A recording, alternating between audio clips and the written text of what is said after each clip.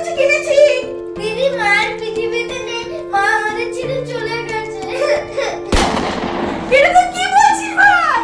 হ্যাঁ আমি ঠিকই বলেছি, সব তোর জন্য হয়েছে। তুই যদি টাইম মতো মার ওষুধটা এনে দিতিস তাহলে মায়ের পৃথিবী থেকে সেটা যেত না।